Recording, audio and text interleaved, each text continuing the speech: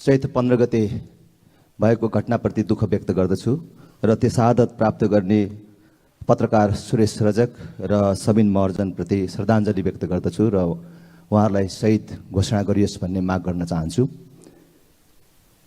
सभामुख महोदय,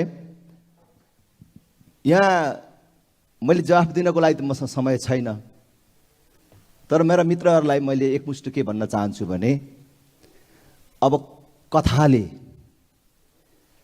शब्द जालले अहिलेको पुस्ता मान्नेवाला छैन। तपाईको मिथ्याङ्कले, मिथ्या इतिहासले अब मान्छे पत्याउनेवाला छैन।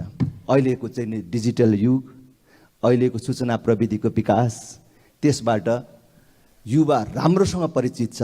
तपाईले राजा किन हटाउन खोज्नु भएको रहेछ? राजा हटाएपछि नारायण हिटीमा तुरुन्तै व्यापार गर्न कसले खोज्यो? हैन, के को लागि तपाईले राजा हटाउनु भएको रहेछ? त्यो युवा पुस्ताले हेरिराखेको छ। तपाई राजा हटाएर देशमा लोकतन्त्रको नाममा, गणतन्त्रको नाममा कुन प्रकारको लुटतन्त्र मचाउन खोजिराख्नु भएको छ र मचाइराख्नु भएको छ हेरिराखेको छ।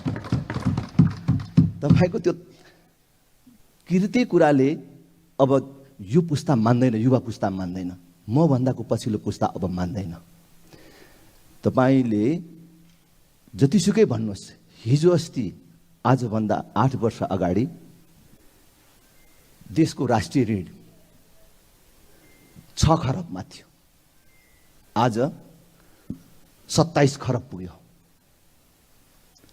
हामी हाम्रो जीवनकै र हाम्रो युगकै सबभन्दा बेसी कर तिरिराखेका छौँ यो दशक, र त्यसमध्ये कति विकासमा गयो त्यो पैसा र कति तपाईको पेट भर्नमा गयो भन्ने कुरा जनताले हेरिराखेको छ।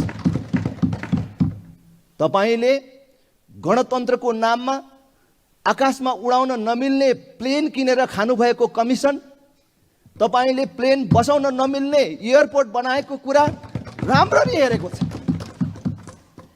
त्यसकारण तपाईले जतिसुकै शब्दको आवरण दिए पनि अब नेपाली जनता र युवा पुस्ता मान्नेवाला छैन।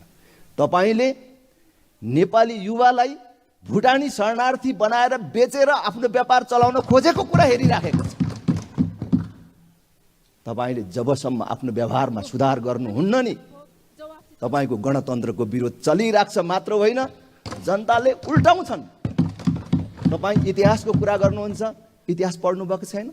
बेलायतमा राजा निरङ्कुश भए भनेरै चार्ल्स प्रथमलाई काटेरै मारियो नि, फाँसीमै चढाइयो नि। तर गणतन्त्रवादीहरूको, तपाईहरूको अहिलेको जस्तै व्यवहार त्यहाँ भएपछि जनताले 12 वर्ष नपुग्दै 11 वर्षभित्रैमै विदेशमा बसेको राजाको छोरालाई खोजेर ल्याएर चार्ल्स द्वितीयलाई राजगद्दीमा बसाए। मात्र होइन नि, गणतन्त्रको नायक हुँ भन्ने क्रमवेललाई त्यसबेला मरिसकेका थिए, 1658 मै मरिसकेका थिए।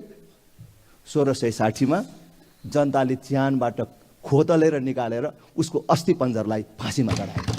त्यसकारणले जनताले चाह्यो भने यो गणतन्त्र जान्छ। त्यसकारण जनताको शक्तिलाई, युवाको शक्तिलाई तपाईले नहोच्याउनुहोस्। अस्तिको चैत 15 गते आन्दोलनकारीले मात्रै ज्यादती गरेको हो, त्यो नियन्त्रण गर्ने जिम्मा सरकारको होइन।